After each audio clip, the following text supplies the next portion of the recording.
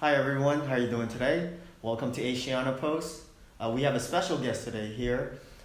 Ty, could you please explain or describe yourself to our viewers and listeners? Absolutely. First of all, thank you, Ed, for inviting me to speak with you. And thank you to all of you out there listening. My name is Ty Penserga. I'm the Vice Mayor of the City of Boynton Beach in Palm Beach County, Florida. I am a second-generation Filipino American. My family is from Ormoc City, Leyte, and now we're here in Palm Beach County. I hold multiple roles in the city, but most notably as Vice Mayor. Great. Could you tell us about the city itself and what kind of new ideas do you guys have and implementing? Absolutely. So broadly speaking, the City of Boynton Beach is the third largest city in Palm Beach County. We have a population of about almost 80,000 people. We are growing rapidly. Our median age is in the mid-30s, which means that this city is becoming a young city. More and more young families are moving into our city primarily because housing in Boynton Beach is significantly more affordable compared to our neighbors, and that's something to be proud about. That's amazing. Now, how do you guys use or leverage the technology? So we have technology in all kinds of departments, and we use it to enhance efficiency. So for example, if you wanted to get a permit in the city or submit site plans for your construction project, we're able to expedite that because everything now is online, it's digital, the review process. So if that's something that you're interested in, that's one way that we leverage technology. Another way we use technology is to keep our residents safe. We have a network of cameras to keep our neighborhoods safe, and these are cameras that we go to the community. So we ask the community, what do you want to help the neighborhood? And they say, we want more cameras. So we've added more cameras in the park. We've also added cameras in the street. So for example, if someone steals your car, we will know because we have automated license plate readers when a stolen car comes into our city. We're able to respond to things even before somebody calls in the cops. And one of my initiatives this year, and probably next year as well, if we don't make it all happen in 1 year, is a system called ShotSpotter. ShotSpotter is an amazing piece of technology, and a lot of the large cities have used it, like Atlanta and Fort Lauderdale. And ShotSpotter is a network of sensors throughout the city. And this sensor specifically listens to gunshots. So if there is gunfire in your neighborhood, we will know faster than somebody can report it, and we can differentiate from a gunshot versus a firework or whatever it may be. And so what this is ultimately doing is reducing response time. If you call, if you need help, we can get there as quickly as possible. That's going to change people's lives and save lives in the process. That's definitely a great proactive approach. I agree upon that. So how do you guys deal with the COVID, and where do you guys get your sources on that? Well, COVID has impacted all of our cities, no matter where we are in the country. So we've done a lot of things in the city. So obviously we're experiencing a reduction in revenue. That's expected, that's a given. But we've been very agile in the way we've moved around the budget. So this year, even though we've had reductions in revenue, we are passing a balanced budget. That means we're not dipping into our savings account to fund our services.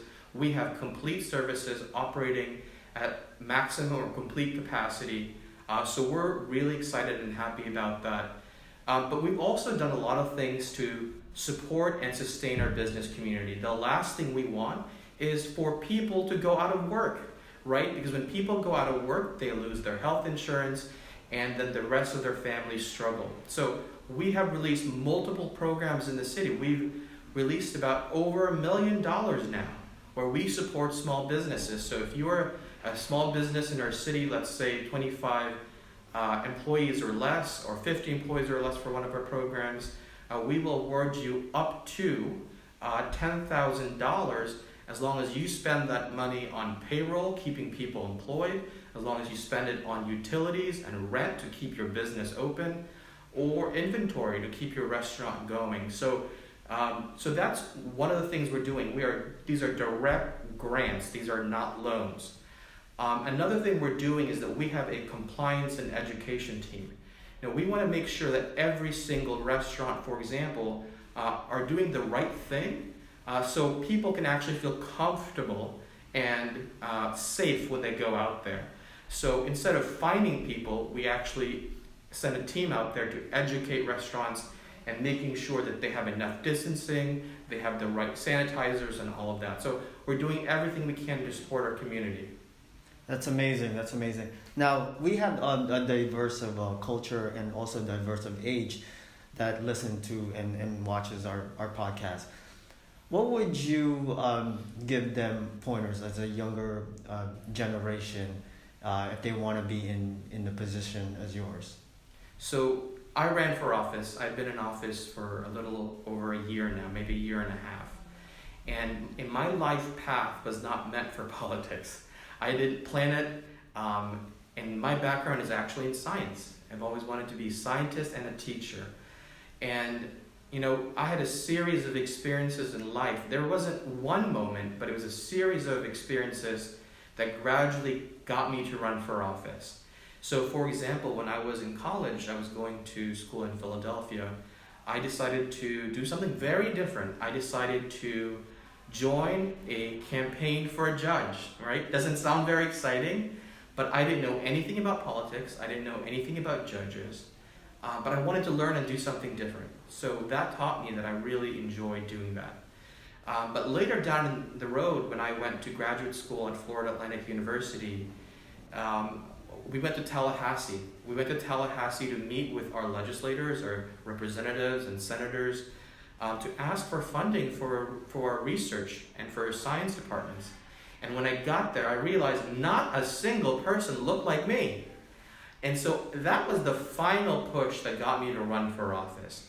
And, because we all have different life paths, but if we want to be if we want to be on the table, you have to give it a shot. Just run for office.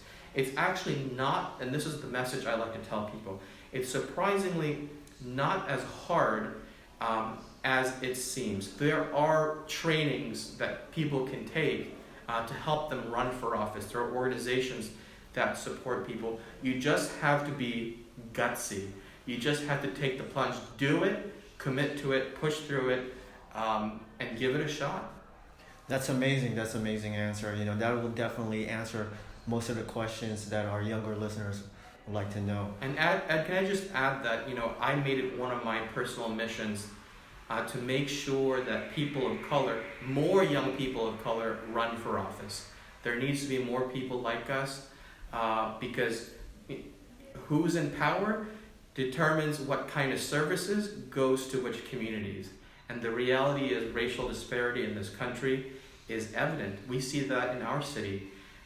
In our city, if you go from east to west Boynton, we're divided by I-95, the highway. It feels like a very different city. So racial disparities, for us to combat that's going to take a very long time. That's a problem that didn't happen overnight, and so the solution isn't going to come overnight. But it requires more young people to run for office, and not just publicly elected office like what I did, but also administration. I want more young people to know, hey, there is something called a city manager or public works department that you can be involved in, all the different roles at City Hall, if you will. That is all different ways that you can be a part of, or being a police officer. These are all different ways that we can be a part of it, and I really hope that more people of color of our generation actually becomes part of it instead of just watching it and letting somebody else decide your life and the things that impact your life. That's definitely right. And you want to make sure we empower everybody in every community, in every generation. Now, where would our listeners if they need to reach out to you, where would they? Do you have a Facebook? Do you have do you have an email or anything that the listeners want to reach out to you? Absolutely. So if you have a Facebook account, just search for my name, Ty Penserga. Ty is T-Y, last name Penserga, P-E-N-S-E-R-G-A, or you can just Google my name. That's the fastest way to do it. And I'm always happy to meet with people and talk to them. And if you're somebody out there that's interested in running for office, please consider me a resource. We need a network, you need a network, and we got to be there for each other. So more than happy to be. Well, I want to really thank you for your time. I know you're a busy gentleman. I appreciate your time. Thank you so much, Ed, and thank you to all of you. Thank you.